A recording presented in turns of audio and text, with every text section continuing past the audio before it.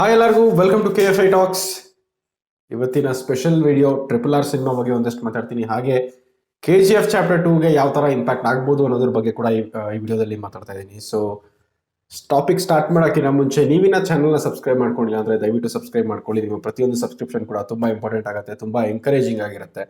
ಮೊದಲನೇದಾಗಿ ಕ್ಷಮೆ ಇರಲಿ, ಲಾಸ್ಟ್ 1 ವೀಕಿಂದ ಯಾವುದೇ ಸಿನಿಮಾ ನೋಡೋಕ್ಕಾಗಲಿಲ್ಲ, ನನಗೆ ಯಾವುದೇ ವಿಡಿಯೋಸ್ ಕೂಡ ಮಾಡೋಕ್ಕಾಗಲಿಲ್ಲ, ಹುಷಾರಿರಲಿಲ್ಲ ನನಗೆ. ಇವತ್ತು ಸ್ವಲ್ಪ ಪರವಾಗಿಲ್ಲ. ಆ್ಯಂಡ್ ಇವತ್ತು ಒಂದು ಬ್ರೇಕಿಂಗ್ ನ್ಯೂಸ್ ಕೂಡ ಆಚೆ ಬಂದಿದ್ದ ಕಾರಣ this is the right time ಅಂತ ನನಗನ್ನಿಸ್ತು. ಸೊ ಅದಕ್ಕೋಸ್ಕರ ವಿಡಿಯೋ ಮಾಡ್ತಾ ಇದ್ದೀನಿ. ಸೊ RRR ಸಿನಿಮಾ ಇದೇ ಜನವರಿ 7ನೇ ತಾರೀಕು ರಿಲೀಸ್ ಆಗಬೇಕಾಗಿತ್ತು, ಬಟ್ ಆಗ್ತಾ ಇಲ್ಲ, ಪೋಸ್ಟ್ಪೋನ್ ಆಗಿದೆ. ಒಮಿಕ್ರಾನ್ ಕೇಸಸ್ ಜಾಸ್ತಿ ಆಗ್ತಿರೋದ್ರಿಂದ ಆ್ಯಂಡ್ ಥಿಯೇಟರ್ಸ್ ಎಲ್ಲ 50% ಆಕ್ಯುಪೆನ್ಸಿ ತೊಗೊಂಬಂದಿದ್ದಾರೆ.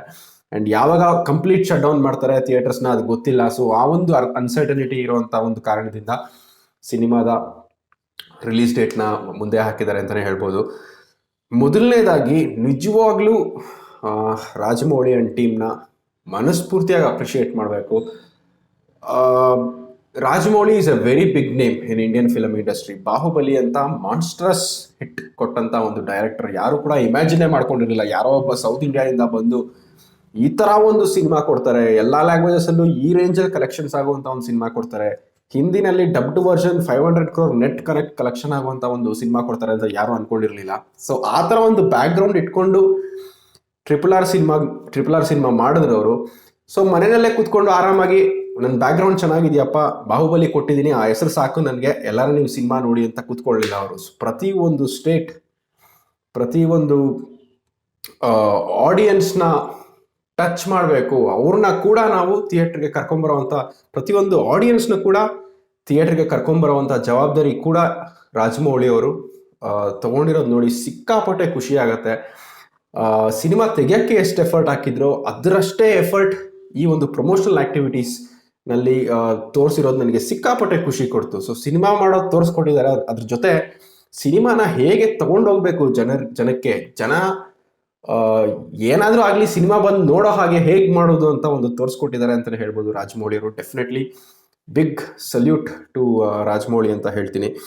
ಇನ್ನೊಂದು ತುಂಬ ಇಷ್ಟ ಆಗಿದ್ದ ವಿಷಯ ಏನಪ್ಪ ಅಂದರೆ, ರಾಮ್ ಚರಣ್ ಅವರು ಮತ್ತು ಜೂನಿಯರ್ NTR ಅವರು they are new face to Bollywood ಅಂತಲೇ ಹೇಳ್ಬೋದು. ಅಫ್ಕೋರ್ಸ್ ರಾಮ್ ಚರಣ್ ಅವರು ಒಂದು ಸಿನಿಮಾ ಮಾಡಿದ್ದಾರೆ, ಬಟ್ ಸ್ಟಿಲ್ ಯಾರು ಏನು ಅಂತ ಗೊತ್ತಿಲ್ಲ. ಸೊ ರಾಜಮೌಳಿ ಅವರು ಈ ಪ್ರಮೋಷನಲ್ ಆ್ಯಕ್ಟಿವಿಟೀಸಲ್ಲಿ ಯಾವ ಥರ ಪ್ರೊಜೆಕ್ಟ್ ಮಾಡಿದ್ದಾರೆ ಅಂದರೆ ಅವರಿಬ್ಬರನ್ನ ಆ ಒಂದು ಸೊ ಸಿನಿಮಾ ನೋಡೋಕ್ಕೆ ಮುಂಚೆನೇ NTR ಅವರಂದ್ರೆ ಏನು, ರಾಮ್ ಚರಣ್ ಅವರಂದ್ರೆ ಏನು ಅನ್ನೋ ಒಂದು ಫೀಲಿಂಗ್ ಅಥವಾ ಒಂದು ಐಡಿಯಾ ಜನಕ್ಕಾಗಲೇ ಕ್ರಿಯೇಟ್ ಆಗಿಬಿಟ್ಟಿದೆ. ಸೊ ಸಿನಿಮಾ ನೋಡೋಕೆ ಕೂತ್ಕೊಂಡಾಗ ಇವ್ರು ಯಾರೋ ಹೊಸ 2 ಕ್ಯಾರೆಕ್ಟರ್ಸ್ ಅಂತ ಅನ್ಸೋದೇ ಇಲ್ಲ. ಏನೋ ಇವರು ಒಂದು 10 ವರ್ಷದಿಂದ ಗೊತ್ತು ಬಾಲಿವುಡ್ ಆಡಿಯನ್ಸ್ಗೆ, ರಾಮ್ ಚರಣ್ ಏನು ಅಂತ ಗೊತ್ತು, ಜೂನಿಯರ್ NTR ಏನು ಅಂತ ಗೊತ್ತು ಅನ್ನೋ ಒಂದು ಫೀಲಿಂಗ್ ಈ ಪ್ರಮೋಷನ್ಸ್ ಕೊಟ್ಟಿದೆ ಅಂತ ನನಗೆ ಅನಿಸ್ತದೆ.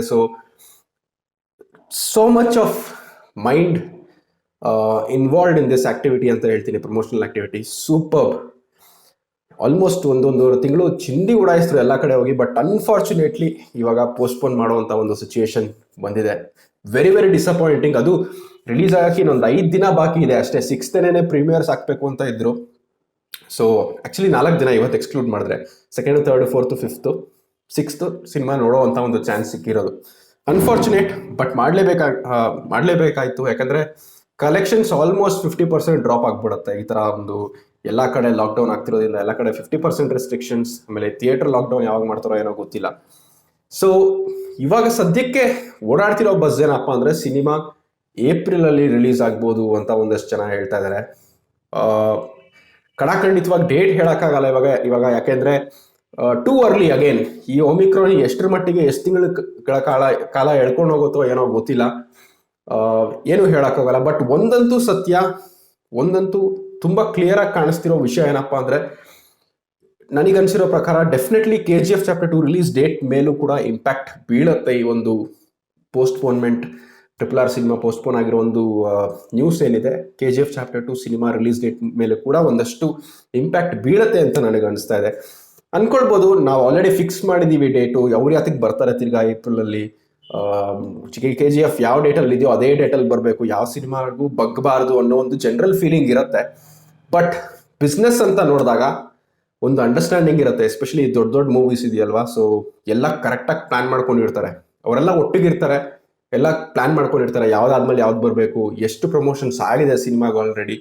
ಇವಾಗ ಯಾವುದೋ ಒಂದು ಸಿನಿಮಾ ತುಂಬಾ ಪ್ರಮೋಷನ್ಸ್ ಆಗಿ ಈ ತರ ಸ್ಟಾಪ್ ಆಗಿರೋದ್ರಿಂದ ಡೆಫಿನೆಟ್ಲಿ ನೆಕ್ಸ್ಟ್ ಎಲ್ಲ ಥಿಯೇಟರ್ಸ್ ಓಪನ್ ಆದಾಗ ಫಸ್ಟ್ ಪ್ರಿಫರೆನ್ಸ್ RRRಗೆ ಬರುವಂತ ಸಾಧ್ಯತೆಗಳು ಇರುತ್ತೆ. ಅವಾಗ KGF ಚಾಪ್ಟರ್ 2 ರಿಲೀಸ್ ಮಾಡ್ತೀವಿ ಅಂದ್ರೆ ಮೇ ಬಿ ಒಂದು ಸ್ವಲ್ಪ ಅಪೋಸಿಷನ್ ಬರ್ಬೋದು, ಇಲ್ಲ ನಾವು ಡೇಟ್ ಮುಂಚೆಯಿಂದನೇ ಫಿಕ್ಸ್ ಮಾಡಿದೀವಿ, ನಾವು ಯಾವುದೇ ಕಾರಣಕ್ಕೂ ಚೇಂಜ್ ಮಾಡಲ್ಲ ಅಂತಾನೂ ಹೇಳ್ಬೋದು. ಬಟ್ ಸ್ಟಿಲ್ ಬಿಸ್ನೆಸ್ ವೈಸ್ ಮತ್ತೆ ಅಂಡರ್ಸ್ಟ್ಯಾಂಡಿಂಗ್ ವೈಸ್ ನೋಡಿದ್ರೆ ಡೆಫಿನೆಟ್ಲಿ KGF ಚಾಪ್ಟರ್ 2ಗೆ ಒಂದು ಇಂಪ್ಯಾಕ್ಟ್ ಬಿದ್ದೇ ಬೀಳುತ್ತೆ.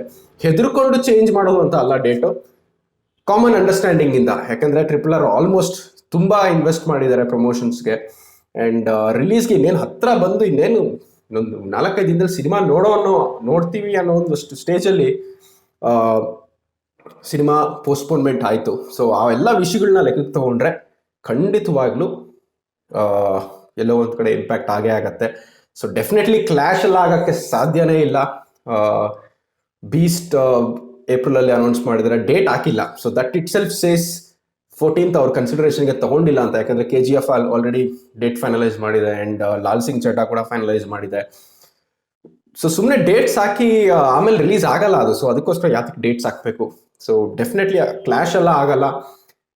ನನ್ನ ಪ್ರಕಾರ ಇನ್ನೂ ಒಂದು ರಿವಿಷನ್ ಆಗತ್ತೆ ಡೇಟ್ಸ್ ಎಲ್ಲ ಸಿನಿಮಾಗಳದ್ದು. ಸೊ ಇವಾಗ ಏನು ಪ್ಲಾನ್ ಮಾಡ್ಕೊಂಡಿದಾರೋ ಡೇಟ್ಸ್, ಆ ಡೇಟ್ಸ್ ಅಲ್ಲಿ ಯಾವುದೇ ಸಿನಿಮಾಗಳು ರಿಲೀಸ್ ಆಗಲ್ಲ ಅಂತ ನನಗೆ ಅನಿಸ್ತಾ ಇದೆ.